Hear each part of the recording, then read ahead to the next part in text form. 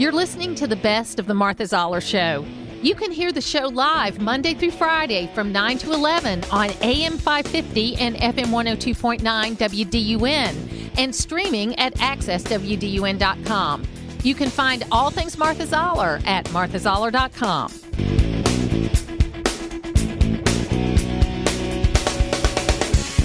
It is the Martha Zoller Show, and of course this is a very, very big week related to federal government. You know, they all feel like big weeks. I really think that a lot of us are kind of at the breaking point where we don't know what to do. We feel like there's this noise out there. We feel like, what do we do? And I think that the best advice I could give is you just kind of have to bring things back and focus on what you can control.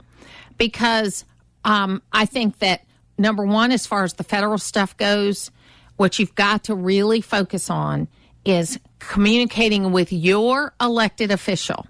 Okay, so and I was thinking a lot about this last night because I know a lot of us want to be involved in certain issues. And we think that if we just flood the mailboxes of everybody we don't like with what we think is the right thing to do, then they're going to do what we want to do.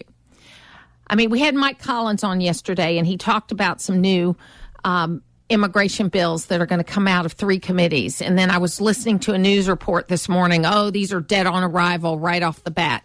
And I know they were talking about the same thing that Mike Collins was talking about. But I got to thinking, how can we, the people, we, the public, make an impact? And there's a few things that I learned from working for Senator Perdue and Governor Kemp, is that certainly in Governor Kemp's situation, everybody in the state of Georgia is his constituent. The same thing with Senator Perdue. But we were getting email from all over the country. Even, you know, whether we're in the governor's office or the senator's office, you get it from all over the country. And let me just tell you something. If you're mad at Kathy Hochul or whatever her name is in New York for banning gas stoves, if you write her a letter and tell her you're mad about that, it goes into the circular file. They don't care because you're not a New Yorker.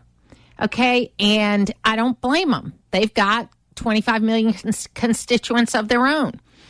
So the organization at the grassroots level has got to change. All right? Because it's got to be more focused on what actually can be accomplished. The first thing that's got to happen is you need to have a relationship with your own elected officials, whether they are your state representative, your state senator, your county commissioner, your congressional representative, your 2 senators. Okay, those are the people that care what you think. Now, to some degree, state senators are not federal senators. Since right now we have 2 Democrats, they're not going to care a whole lot about what Republicans send them or for what traditional Republicans. And I can hear John Ossoff in my ear saying, no, Martha, I'm not that way. But I'm talking about reelection. You see them spending a lot more time in the areas where they did a lot better. Okay, that's just a fact. All right. So what you've got to do is make sure you are sending communication. Whether it's mailing a letter, doing an email, sending a postcard, calling. We keep track of that. They keep track of these phone calls. Make sure you are calling a person that you are a constituent of. And now you say to me, okay, Martha, what about if we want to mobilize on something like immigration that's going to happen this week or something like that? Then you have to figure out, get involved in an organization, whether it's the Georgia Federation of Republican Women, where we have a chapter here in Hall County that's the Republican Women of Hall, and it is connected with the National Federation of Republican Women. That way you can kind of spread out, you can get contacts in other states, and then you can get people that live in the states of the people you want to impact to send cards and letters to them. You have to organize in that way. Because we've got a mess out here. And I don't want to start listing, but I'm going to, even though it's going to make us feel overwhelmed. We've got assault on Second Amendment rights because people don't want to talk about the truth of this situation. is that it's not the law-abiding gun owner that is creating these problems that we're having. And they will say back to you, oh, but so-and-so person that did a mass shooting bought their guns legally. Well, that may be true. That may be true. But they still did not use the guns lawfully. They are not lawful gun owners if they do not use the guns lawfully, if they do not follow the law in using the guns. They are not lawful gun owners if you do not follow the law in using the guns. So we've got to, nobody wants to hear that of the 45,000 or so people that are murdered or die every year as a result of a gunshot wound, that half of them are suicides. Another 25% are suicide and murder. So there's some kind of mixture of suicide in there where they kill some people, they want to take some people with them. Then you have these random, I think when most people think of mass shootings, they think of these random where a bunch of people that had no connection with the person that was the shooter get killed. That's a very small percent. And then there's another group that are these one-on-one shootings. Not to say all of that is not terrible, but there are more factors to that. I would say 60%, if you include the people who commit suicide as well as killing someone else and people that commit suicide, that's roughly about 60% of the total gunshot deaths in America, which is still too much. That's all mental health related. That is somebody did not interact with that person. You go to the Newtown, which was a traditional mass shooting, meaning that the person had some connection with the Newtown school through his mother, but, you know, he was not an employee there or anything like that. He did not buy the guns legally. His parents bought the guns for him, knowing that he had a mental health problem. The first person this shooter killed was his mother. Then he goes to the school and kills the kids. That's a mental health issue. And that is a trying to go around the law in order to satisfy what your child wants. That's breaking the law. Those parents paid with their lives, the mother paid with her life for going around the rules to buy the gun for the gun-obsessed child instead of getting the mental health help. And then you have to dig down into the mental health help. Because while we do not want to be a society that puts people away just because they don't act the way we want them to before they've done anything wrong, we don't want to be that society.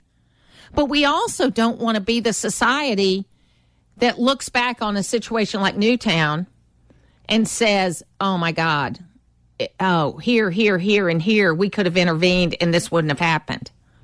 Parkland was another one down in Florida where this young man had reached out for help. I have no sympathy for him, okay, because he committed this crime himself. But he reached out for help. He said he was having problems. And the state said back to him, you've aged out. We don't have any help for you. Okay? So we've got to get a lot of access. And I go back to the interview we did with Will Schofield last week, is that it is impossible to get the number of practitioners that you need to get everybody who might need to be in therapy. It's not reasonable. It's not going to happen. There aren't enough people out there. But teaching children coping tools for how to deal with disagreements at a young age could pay off big time over time. And that's what we've got to look at. So we've got this situation going on with guns. We've got the debt ceiling where everybody's like saying, oh, the end of the world is coming. They've got a clock now ticking off until we default on our debt. Somewhere that's just making people more stressed out. It's probably in Times Square or something like that. I didn't bother to look where it was because I thought it was ridiculous. Then we've got this border thing coming up, and you're going to hear in some of the audio we're playing today that people literally are just lying about the situation. I mean, they're just saying whatever's going to make Joe Biden look good. And then they're saying, oh, people just misunderstand Joe. He's doing so much better job than you really think he is. It's a problem, folks, and it's frustrating. So at the core of it, we're going to have to go back to basics. We're going to have to contact your local elected official. You're going to have to talk to your friends and neighbors across the country and get them to contact their local elected officials, because you contacting somebody in another state gets us nowhere unless they're running for president. We've got to be more motivated to get this message out and to have realistic, real conversations, because I get it. I get emails from you guys all the time that they're frustrated. They're overwhelmed. They don't know where to turn because they feel like their lifestyle is being attacked. And I do believe there's going to be a rise of the silent majority in these next couple of elections. And I know that liberals are going to make you feel like that's something to be afraid of. I'm going to tell you it's something to applaud. It's where North Georgia comes to talk. It's the Martha Zoller Show on AM 550 and FM 102.9 WDUN. Mike Collins is joining me. He's the congressman from the 10th Congressional District. And, Mike, this is a big week. We've got these border situations coming up. We got the debt ceiling discussions coming up. We got the big press conference related to Hunter Biden and the Biden family crime syndicate coming up on Wednesday. And so this is a big week for the President of the United States. It is, Martha, and it's a big week in all committees. We've all got oversight going on in every committee that we sit on, and there's a lot of moving parts up there. But you're right. Right now, and to add to that, we do have a border immigration bill that's just about ready to be pushed out onto the floor, and I'm hoping that's going to come up this week as well. So what does that look like, Mike? Well, I don't have the details on it yet, but I know there was three different committees that have been working on separate border bills, and they have combined it into one.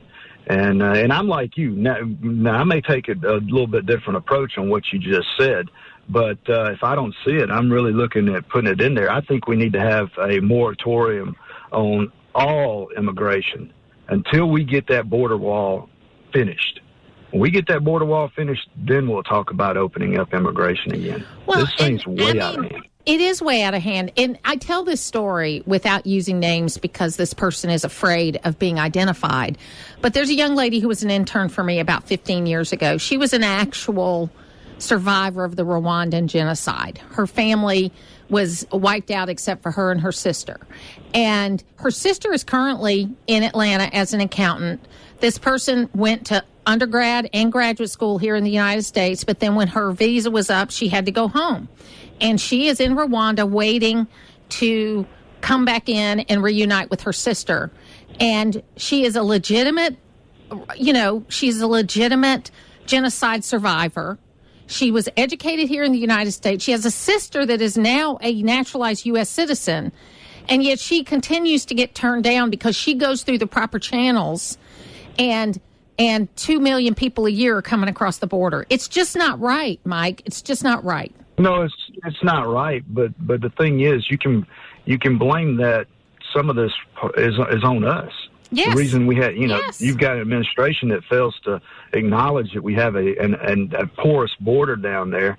Yeah, the border may be closed, but ain't nobody coming through there. They just swimming across the creek or the river down there. Yeah, to me, they said, somebody asked me, because obviously Mayorkas can't define what a secure border is. I'll tell you what a secure border is. You have people only entering through the official entry points, and they are coming through in an orderly fashion. That is a definition of a secure border.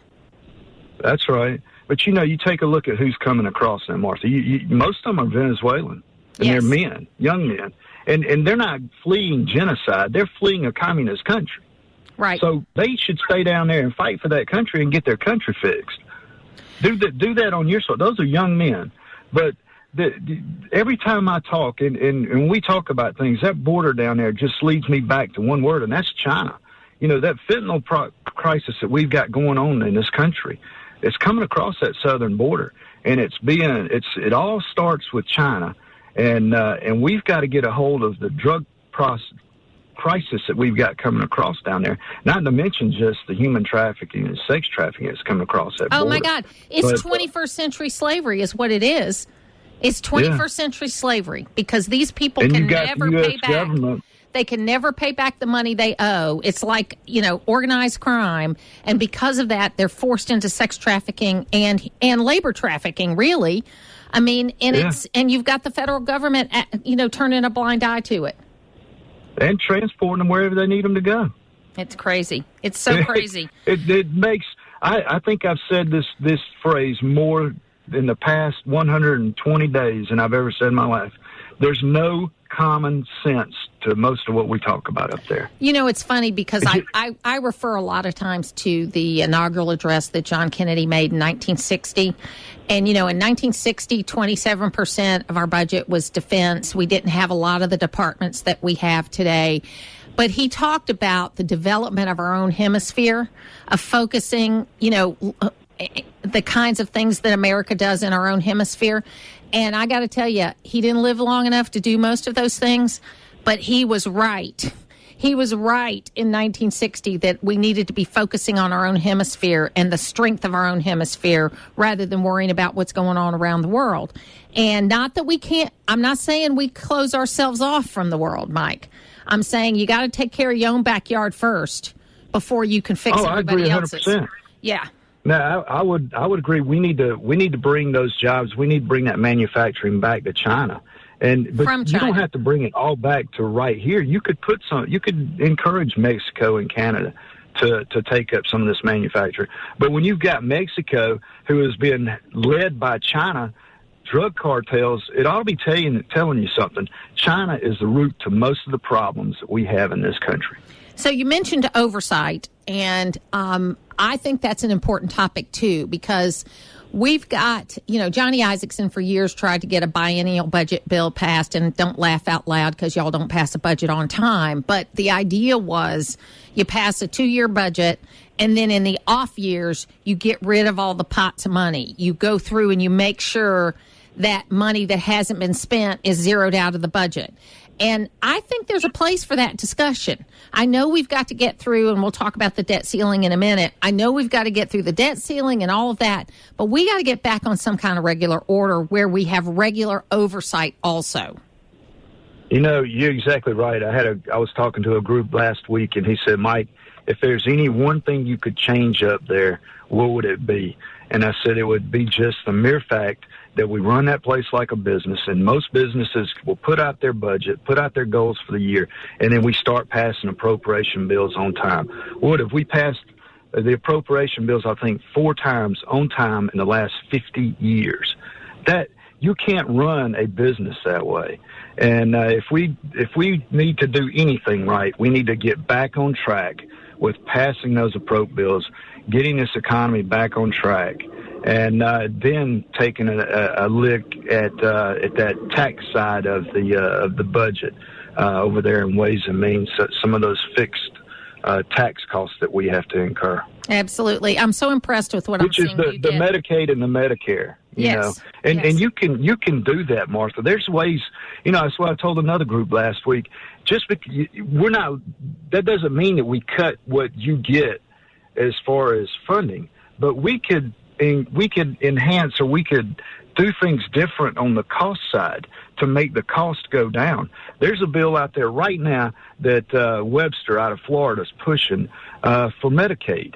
And all it states is that most doctors don't take Medicaid now. And it's not because they don't want to treat the patient. It's because they don't want to fight the federal government to get paid. And so he wants to pass a bill that says you can take a tax deduction instead of charging the government. And I guarantee you'd see people get off of that emergency room circle and go back to doctors who would be willing to just take like a $50, I think that's the number, $50 tax deduction.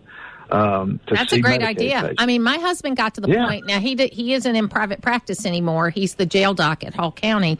But he got out of private practice because of things like that. And he quit taking new Medicaid patients. He only would do patients that he already had that went on Medicaid, but he wouldn't take new Medicaid because it was too hard getting paid.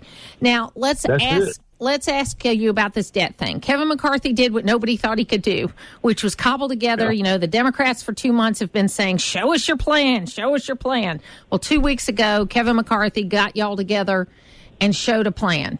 And now the Democrats don't know what to do. No, they don't, and the Senate needs to take it up. You know, we've sent over 60 bills over there, and they haven't taken up anything except, you know, naming March maple syrup month. So start taking. Even if you don't like the bill, they should take these bills up and just vote on them. Vote them up and down. Yes. However you want to do it. But we certainly have. But we've put our marker down. We're ready to negotiate. Our quarterback's ready. We'll see how it goes tomorrow. That is a very good plan. $4.8 trillion cut, which is a good start. And it also will allow us to get that budget process, get those appropriate bills, start pushing them through, and hopefully get this place back on track to where we start doing what we need to be doing up there. But there's some good things in there. You know, Martha, I think we probably talked about it last year when I was running about the RAINS Act. That's in there. Yes. H.R. 1, that's in there, bringing back American energy production here, getting NEPA reforms. Most people, I didn't even know what NEPA was, the National Environmental Policy Act, put in place in 1945. It allows the EPA just to go on and on and on for years on environmental disputes, on permits. Well, we've cut that down to 18 months. We were in Minnesota last week with a mine up there that's on the richest deposits in the world for copper and nickel. They've been trying to get a permit for 20 years. So there's so much common sense, good legislation, and that debt ceiling bill that we sent over to the Senate that they really, I don't see how they could argue on any of it. So I'll be very interested to see how Tuesday comes out. So do you guys ever meet with the whole Georgia delegation, Democrats and Republicans? No. Okay. No, we don't. Y'all should. You should do that. Because there are things... you know, Martha, I'll tell you so. I've got a bill that's going to hit the floor tomorrow. The Trank Act, Trank Research Act. You know, Lucy McBath is a co-sponsor on it. Good. The ranking member on our committee, Cohen, he's a co-sponsor on it. And it's a back office, it's an admin type of bill, what I call it. Just instructs the National Institute of Standards Technologies to come up with some remedies and technology advancements so that we can protect our law enforcement and our border patrol from this fentanyl and this veterinary tranquilizer stuff that they are putting in there as additives. We need to protect those people. So, you know, you can get bipartisan stuff done on that end pretty easy. I've got another bill that should be hitting the Ways and Means here in the next week or two to get more pilots and aircraft mechanics certified through school. It won't cost the American people a dime in taxpayer money. That's got a large amount of bipartisan co-sponsors on it. So, you know, we're working those bills through to help the American people. Common sense bills, and both sides see that they're common sense bills. Well, hopefully they'll see that this debt ceiling bill is a common sense bill, even though they didn't vote on it, because it makes sense. We have never done a quote clean debt ceiling increase. We have always accompanied by spending cuts, because the reason why you exceeded the debt ceiling is because you approved bills that spent too much money. That's why you exceed the debt ceiling. It's very simple. It's very simple. Yeah.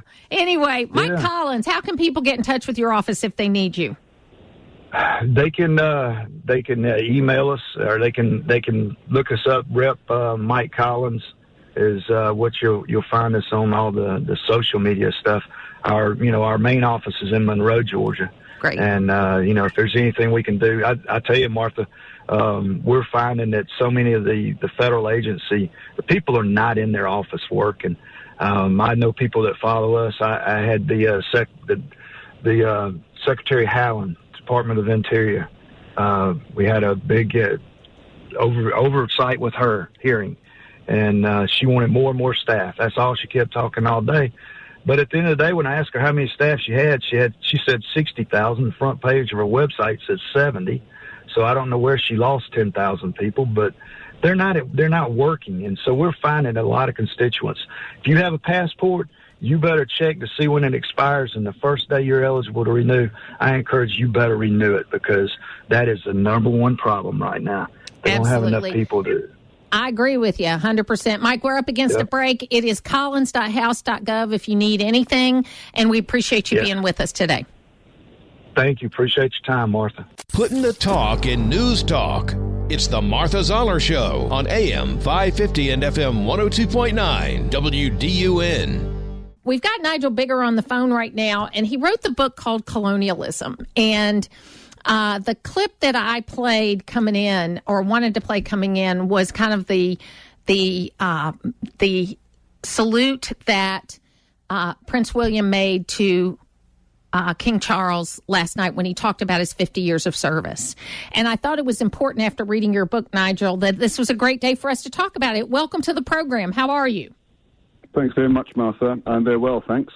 Glad to be with you. Thank you. So your book, Colonialism, I think, while people are having a hard time, I think, hearing the message of your book, I first heard about it on the podcast Trigonometry, and then I bought the book.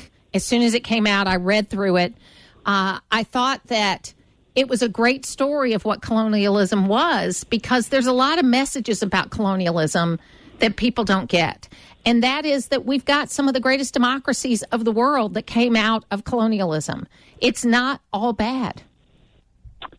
That's absolutely right. So I wrote my book in order to contradict the very fashionable narrative that European colonialism, British colonialism, was nothing but a litany of racism and economic exploitation and cultural suppression, because I know enough about history to know that's just not true. I mean, all those things were true, but the opposite was also true. So, for example, yes, British people were involved in the slave trade and slavery from about 1650 to the early 1800s, but then the British Empire used its power for 150 years to suppress slavery all over the world, from Brazil across Africa, across India to Malaysia. So what I wanted to do was to say, hey folks, the story of colonialism, European colonialism, is actually a mixed one.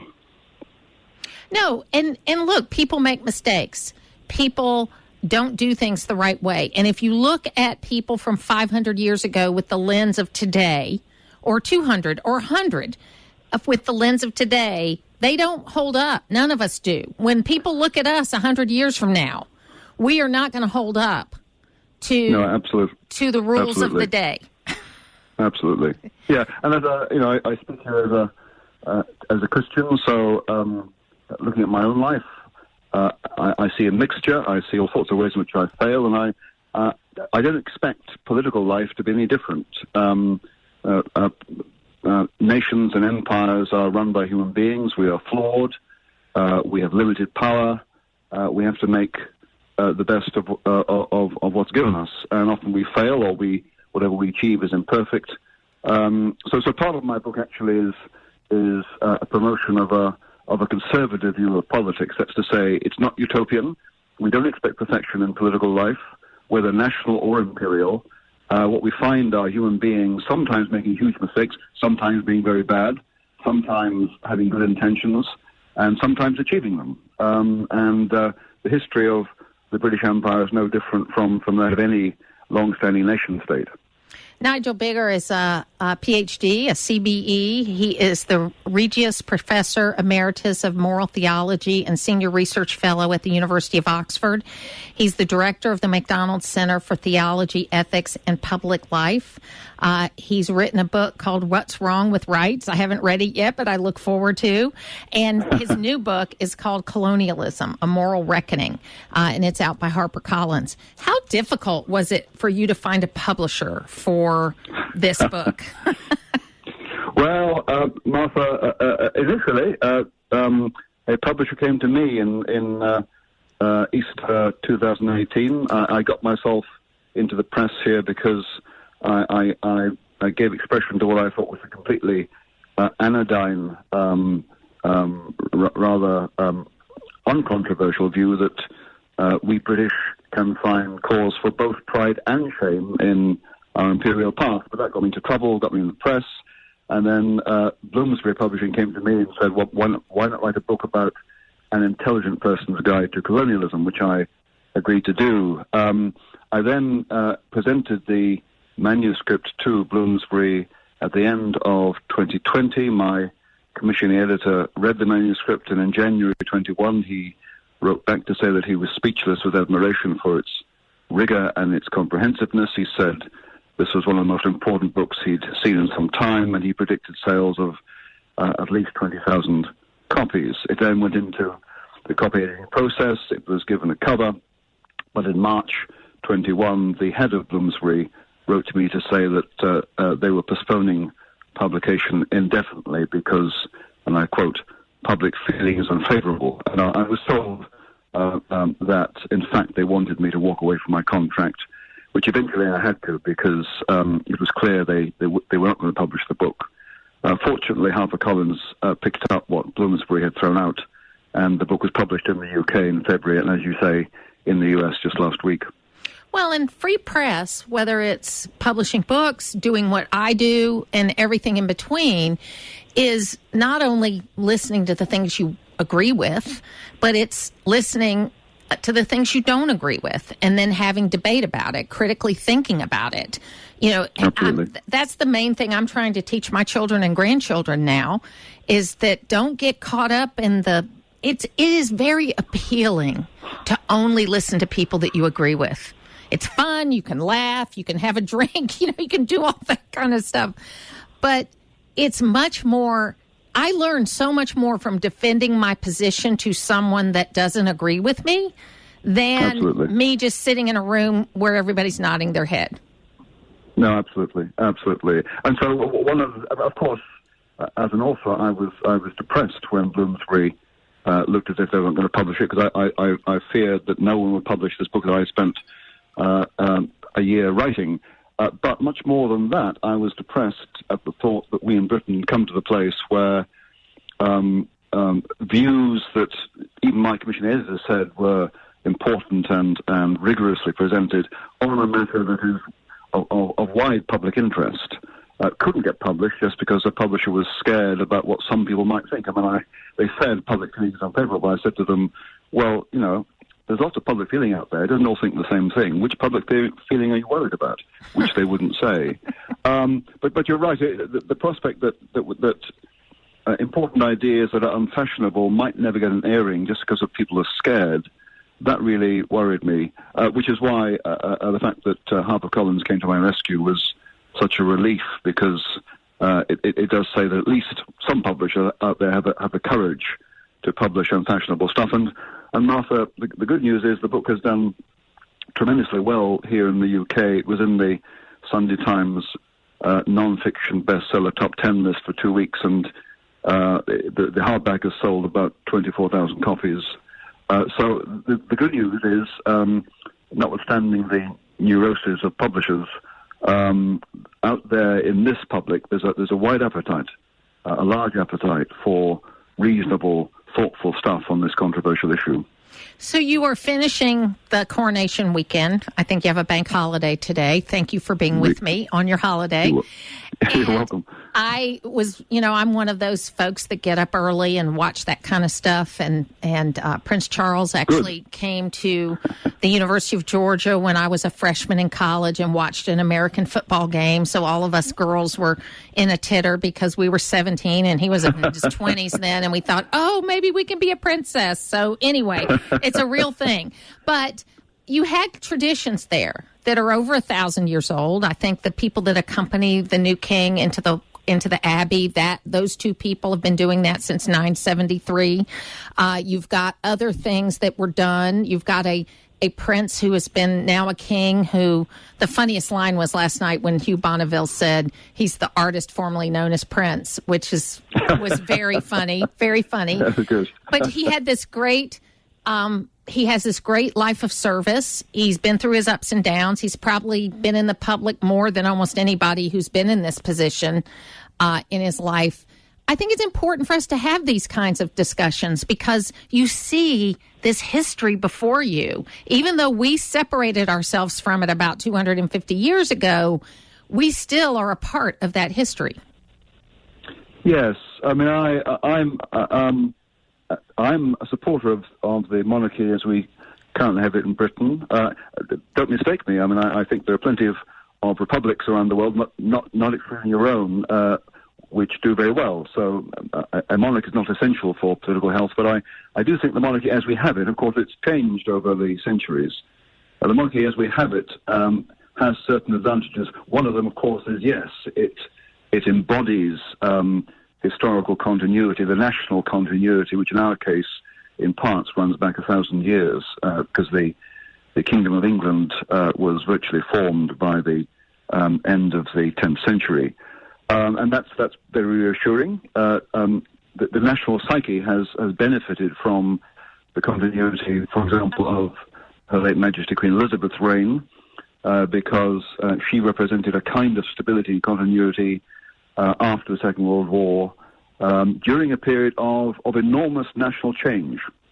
So it's often said that monarchies can provide a kind of psychological reassurance to a nation going through a lot of change. And the monarchy's developed to the place now where both Her late Majesty Queen Elizabeth and also King Charles, and Prince Charles as he was, devote a lot of time to supporting civil society and civic organizations, and demonstrating that there's more to public national life than party politics, and that's part of the benefit of a monarchy. They're above party politics, but they can address parts of public life that party politicians with their short-term obsessions can't. So I do think the monarchy has certain benefits.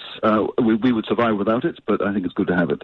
Well, and the beauty, I think, of all the events were not only did you see the coronation of King Charles and Queen Camilla, but I think the Waleses, Prince William and yes, Princess Catherine looked amazing and looked like security. Do you know what I mean?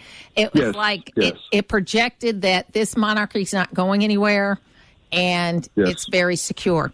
We're talking to Nigel Biggar, and the book is Colonialism. I would suggest that you get it, have discussions about it. You can find all kinds of information about him and the book. It's available. I happen to get mine on Audible and listen to it, but you can get the hardback copy and do all of that too. We thank you for being with us today, and we would love to have you back again. Thanks, Martha. It's been a joy to talk to you. Have a good day. It's local radio, and that's why you're listening. It's the Martha Zoller Show on AM 550 and FM 102.9 WDUN.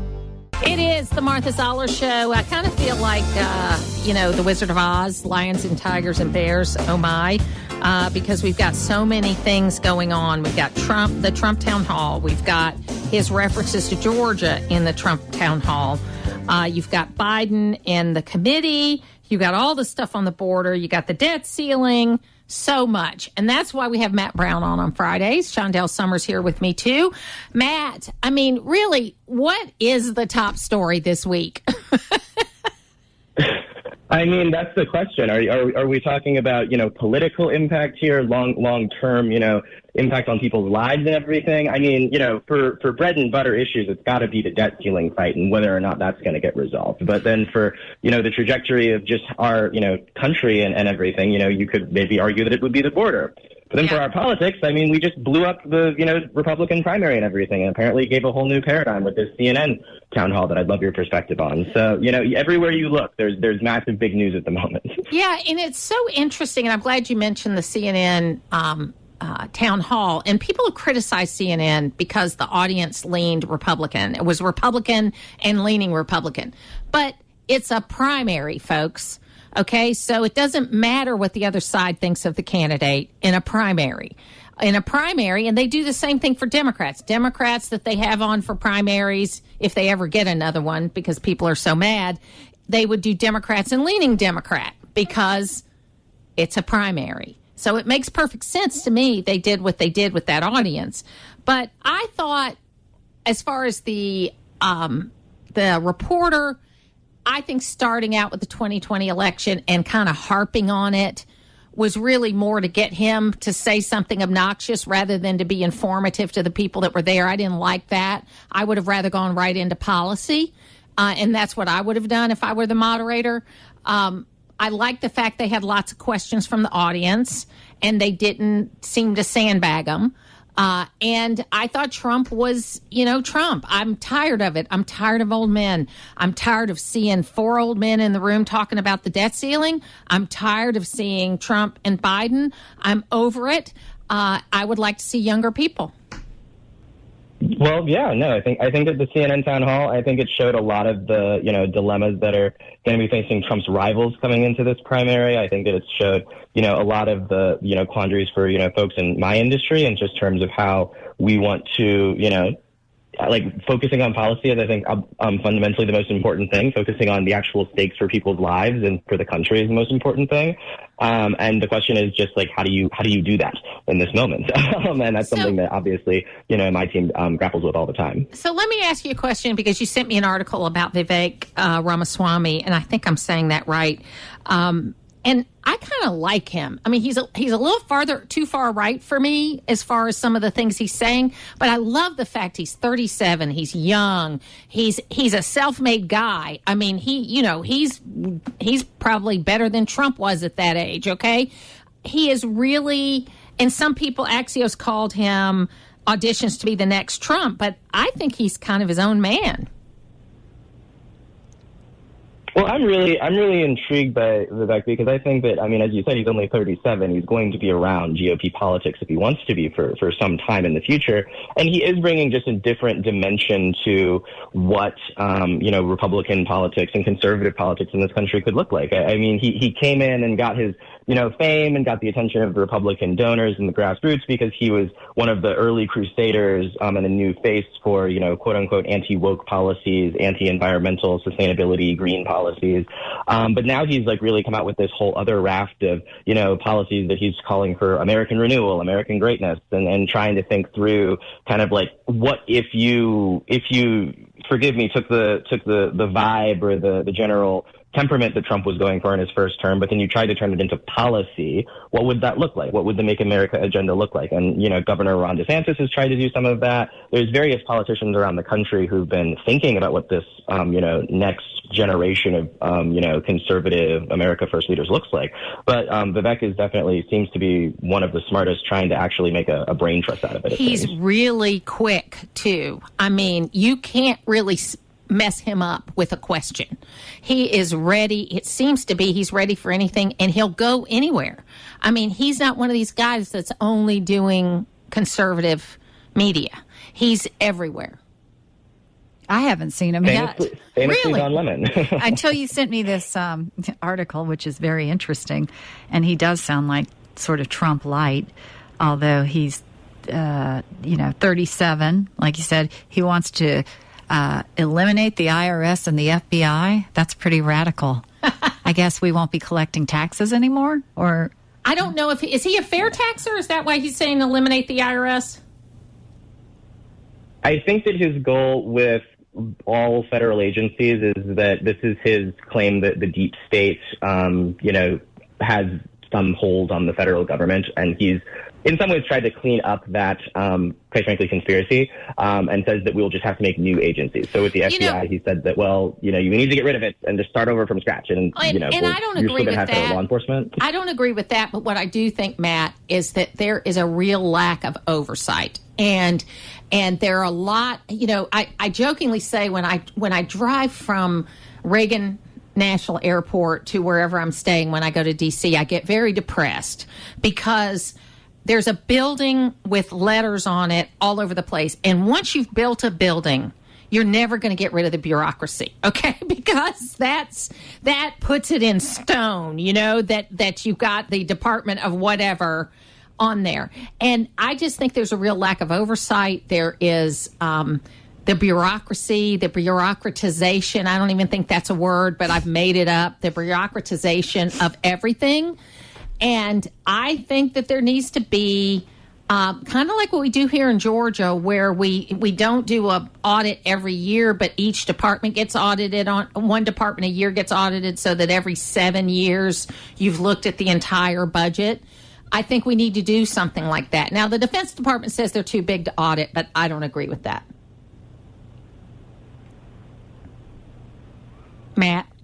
Yeah. I think that this gets at, something that I've been thinking a lot recently, which is about, congressional investigations and how would you actually investigate and audit some of this stuff. The House Republicans have promised that investigations and oversight over the Biden administration and these federal agencies are going to be one of their top priorities. But in this modern day and age, what does an investigation actually mean? I mean, it used to be, back, with, Senator Carl Levin and John McCain, that there would be these, congressional staffers who would spend just months, really just reaming through either what companies were doing or what the federal agencies were doing and just really holding people's feet to the fire.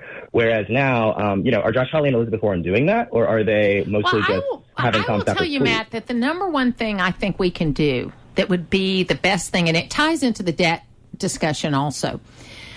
When Sonny Perdue took over in 2002 and then had to manage through the economic crash that happened in 2008 because he was in until 2010.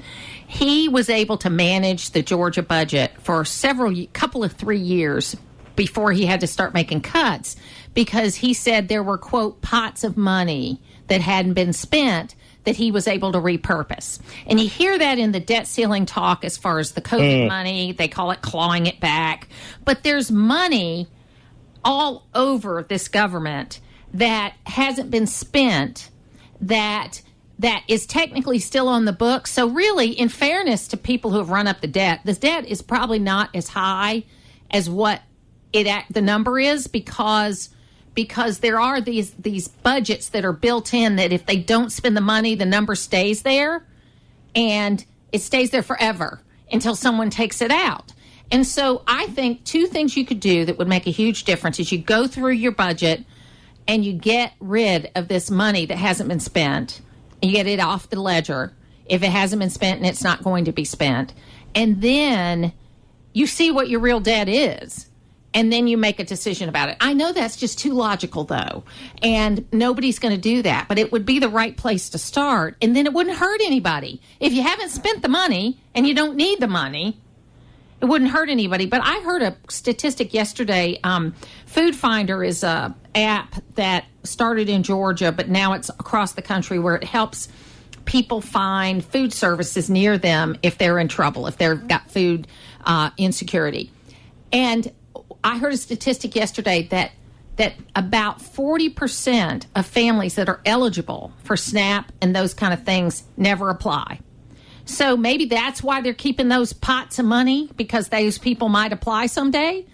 But, we just got to keep the budget clean. And former Senator Johnny Isakson had a 2-year budget plan where you'd make a budget for 2 years. Don't laugh, because they can't even make one for one. But then in the off year, you would do this kind of oversight stuff, and you'd get in a cycle of doing it. That's what they do in Texas, and it works pretty well there. No, I think that's a really interesting proposal. And, as we go into these debt ceiling debates, I think that, there's a lot of stuff in states and how states have, administered their budgets that, maybe, obviously congressional Republicans have taken some cues from, but that also, the leaders in the Senate and, the Biden administration might be able to point to and say, well, this is how we want to, come up with a grand bargain, which is, the benefit of federalism. So what are you working on for this week? Or next week, I guess, since it's Friday. Definitely. I'm taking a look at the state of state legislatures all across the country, and basically not just the laws that have been coming around them related to elections, because we've actually seen in a lot of ways really quietly, more so than when all the hubbub was going on in 2021, a lot of changes to how the 2024 election is going to be administered across states. And then also taking a look at how state legislatures, are people being bipartisan in these places still? And I think that there's some surprising results there. When you take a look at it, there's definitely some broad bipartisan comedy, actually, even though there's a lot of very clear flashpoints, I would say. Absolutely. And I will tell you, if you cross paths with Senator Ossoff, and I've asked him this question too, is that former Senator Perdue put a plan together with 17 senators, Democrats and Republicans, that would redo the budget process, and they looked at what you're talking about, states, countries, and companies, best practices. And they came up with a great plan that would get our budget back on track. At that time, Harry Reid was still the majority leader. I know that's a blast from the past. And so he would never let it come to the floor. But I've sent it to Senator Ossoff and to Senator Warnock because they did the work. It was bipartisan. It made sense, but you couldn't get any traction on it. So if you cross paths with him, ask him about it, and I'm going to keep asking him about it. Absolutely, will do. To hear the full versions of last week's Martha Zoller shows, go to the podcast page at accesswdun.com, and you can follow me on social media at Martha Zoller.